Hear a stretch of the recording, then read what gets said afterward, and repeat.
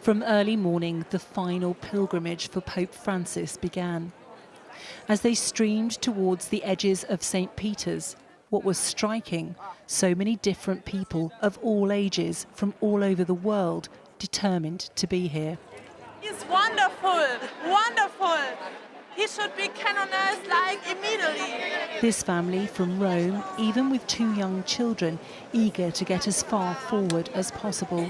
It was an early start, but yeah, it's such a historic event, so we have to come, I feel like. I'm gonna call my grandparents and I'm gonna show them, and it's like, it brings us all together, so it's quite important.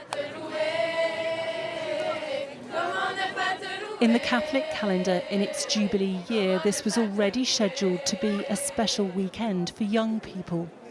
Instead, like this group from Sardinia, led by nun Annalisa, they are now celebrating the life of Pope Francis and a spiritual leader who recognised the importance of listening to the next generation.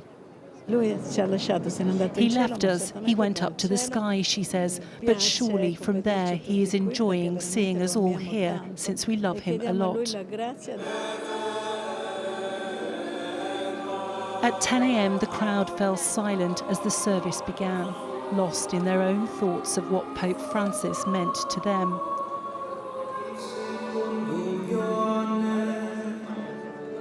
A prayer for an 88-year-old who'd struggled with his health for a long time, but spoke up on global issues to the end. A pope seen as inclusive. For some, the funeral of the pontiff Italians call Papa was a family affair.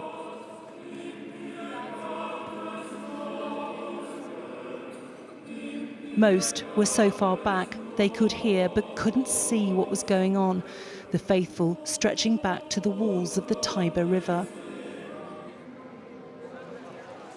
Shortly before the funeral was due to come to an end, people started drifting towards the procession route, anticipating the journey of Pope Francis's body along the streets of Rome, past the historic Colosseum to its final resting place. Some people seemed almost nervous at what they were about to see. Just a big loss and a bit of fear for the future. Because the world without Pope Francis will be difficult. Yeah. I am a little bit sad, but glad to be here to pay my respect and send off the Pope. Then, after final security checks, the papal convoy was underway. Spontaneous applause have broken out. The number of people who've turned out to say goodbye to Pope Francis tells you how revered he was as a pope who never lost touch with the public. Part of the Pope's legacy is the growth of the Catholic Church, particularly in countries like the Philippines, which is 80% Catholic.